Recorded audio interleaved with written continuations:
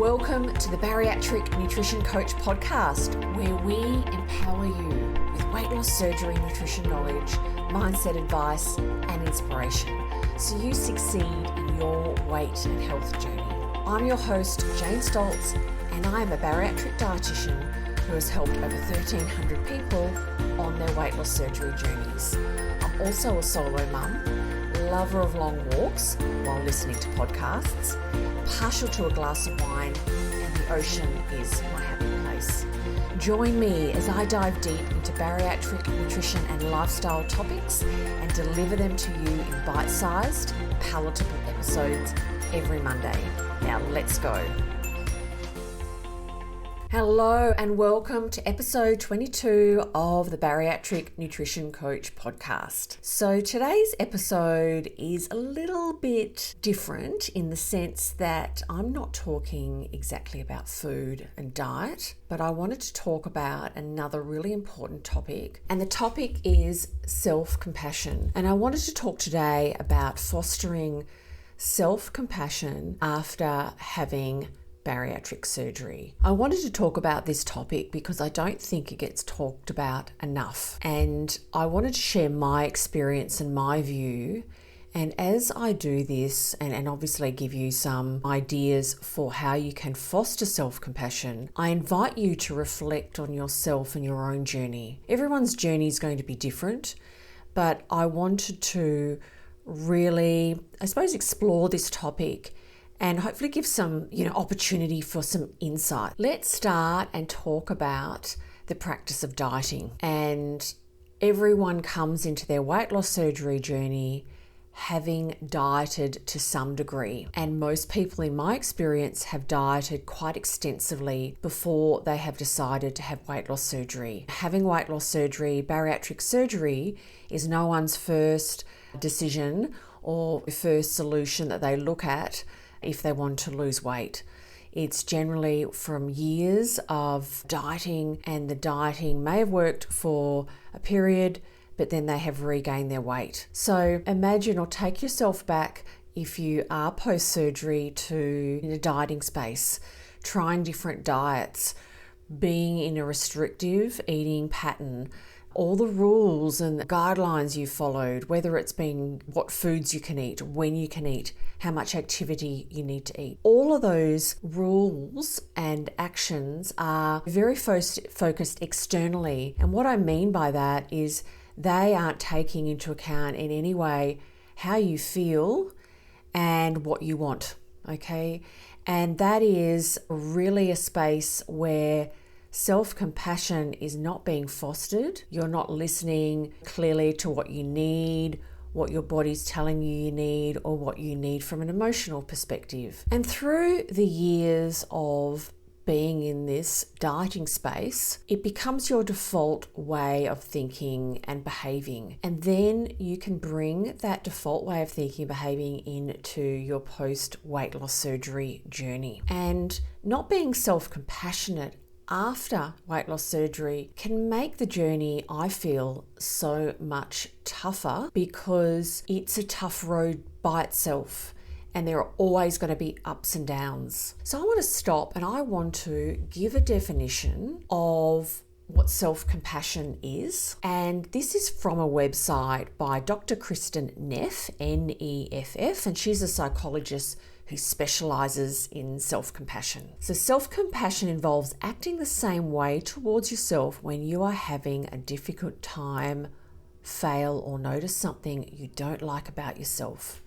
Instead of just ignoring your pain with a stiff upper lip mentality, you stop to tell yourself, this is really difficult right now.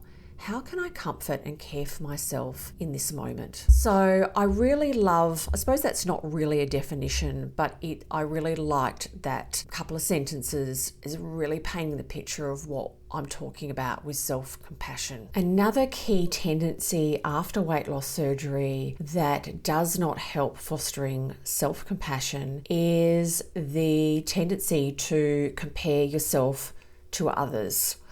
And I feel that this is such a big barrier to fostering self-compassion, and I do a lot of coaching around this with clients in my coaching program if it's really getting in their way, because everyone's journey is going to be different after having weight loss surgery.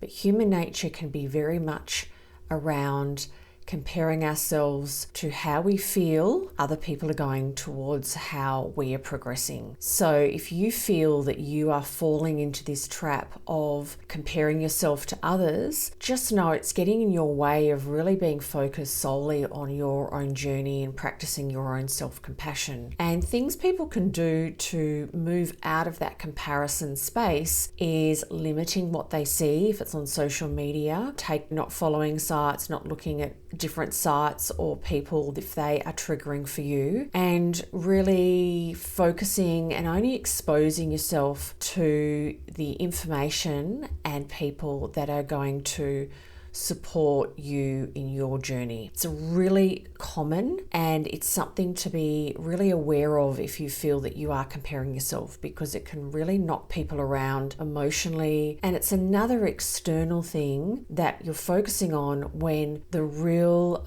benefits and what we're going to talk about next is actually focusing on yourself. And that leads me to really recapping one of the lines that I just read before, which I really love, is how can I comfort or care for myself in this moment? And I'm going to talk you through 3 different activities that you can do that can help you foster self-care. And these are very practical activities. The first activity you can do is a fairly quick one, and it is to ask yourself, if a friend was going through what I'm going through right now, what advice would I give them? So you may have heard this in another way, and it can be talk to yourself like you talk to a friend, and it's kind of similar to that. But it's asking yourself, if a friend was going through this, what you're going through right now, what advice would you give them? And I think that's a really lovely activity to do, and sitting quietly, giving yourself a couple of minutes to answer that. You might want to put this question in the notes section of your phone, somewhere you can look at it if you're having a challenging time, day, moment, and asking yourself to really be honest. And if this was a friend, what advice would you give them? Would you give them advice to reach out to a friend, to take a break, to get some support, to do something self-caring for themselves? And chances are you would. And then the next step is to actually listen to that advice and action the advice that you've given. So that is my first step, or first idea or tip for practicing self-compassion. Now tell me, is this you? You have had your bariatric surgery and you're feeling lost, you're lacking support, and you don't know what to eat and when. Or you may have noticed after your surgery, your hunger and cravings have started to return, and you are scared you won't reach your goals. You may have had some weight regain, and you want to stop the weight regain and lose some more weight. You may be pre-surgery and you want support to be fully prepared for your weight loss surgery journey. If any of these sound like you, then listen up. I have developed my Bariatric Nutrition Bootcamp just for you. My coaching program provides education, coaching and community for people getting ready for their weight loss surgery and at every stage after their surgery. There are 4 key areas that I focus on with my clients in my Bariatric Nutrition Bootcamp.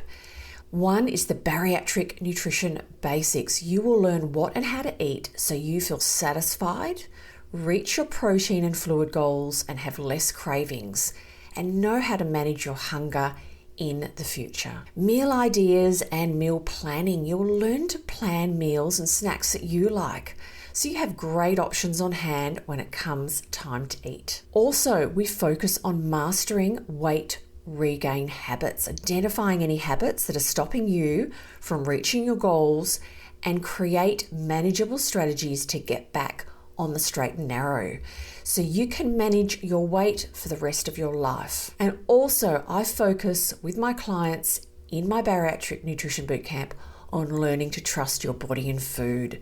Start to enjoy your food again by relearning to listen to your body cues so you have less guilt and improve your relationship with food and your body. If you are ready to maximize your weight loss surgery results, feel confident in your journey, and be led with support and expert guidance, then the Bariatric Nutrition Bootcamp is for you. If you would like to know more about my coaching program, check out the link in the show notes. Tip number 2 is asking yourself who you can reach out to who will understand and listen. So you're going through a difficult time and you've acknowledged that with yourself, and we're coming back to the how can I comfort and care for myself in this moment. And so this tip is about who can you reach out to who will understand and listen. And you may even want to have a list of these people in your notes section of your phone, like you would the other question, to remind you of the people that you can call, text, visit, set up a catch up with, to connect and feel supported, because you don't want to go through your journey alone. Being connected to other people and supported is so important. And that's why there are so many communities online, because people like being part of a community, being connected with people that have a shared experience that really understand. So that is tip number 2, is who do you know you can reach out to and get some support from? You don't have to do your journey alone. And this links into me talking at different times about getting a team, creating a team environment, really getting from the early days that it's not a journey to do by yourself. You have a team, but part of that can be your friends, your family, whoever understands and listens and know that they get you. And tip number 3 is to have a self-compassion journal. So I'm a really big fan of journaling, pen on paper, and really writing down how you feel, and it can really help you process emotions. So this could be a daily journal, or you could use it in difficult times. And it's a practice of journaling and bringing self-compassion into your journaling and what you're writing. So in a sense, you're practicing the skill or the default way of approaching your difficult time with self-compassion. And it's a practice. So I talked about in the beginning about the dieting culture and doesn't foster self-compassion. And that becomes your default way of approaching how do you manage your difficult times. And this journal of a self-compassion journal is actually a way of saying to practice bringing self-compassion in to managing your difficult times. Not just difficult times, really. You can bring self-compassion into every day. So yeah, how can I comfort and care for myself in this moment? And really, you don't need to be in a difficult time to practice that. But the self-compassion journal can really be focused on practicing that, practicing getting the way your brain thinks and how you approach your life from a self-compassionate perspective. So why is a bariatric dietitian doing a whole podcast on fostering self-compassion after weight loss surgery? Well, the reason why is because the journey after weight loss surgery is a tough journey, and you are going to have times where everything's great and other times where you're going to really struggle, and it's so normal. You are going to have times where you eat foods, you go off track, that you do have habits that you don't want to have. And that is really normal because you're human.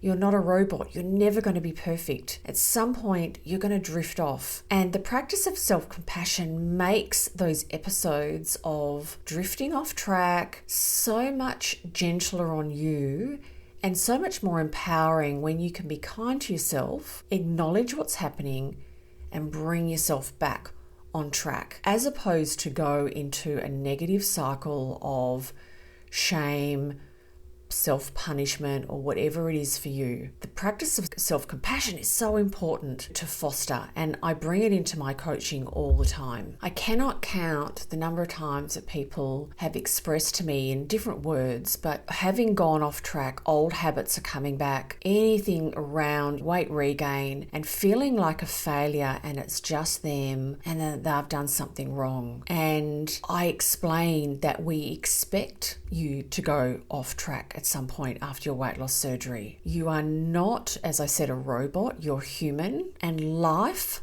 at some point will push you off course. And whether you drift off course or you jump, like it's a really quick movement, of course. It's very expected. So I hope today's episode has given you some things to think about, maybe reflect on in your own journey. And I thank you so much for listening to my podcast. I really appreciate the support. I would love if you could spare a few minutes to rate my podcast. And if you have the time, I would love a review. It really helps other people decide if they're going to listen to a podcast. So thank you so much for your support. I really appreciate it, and I really look forward to being back in your ears next week. Bye for now.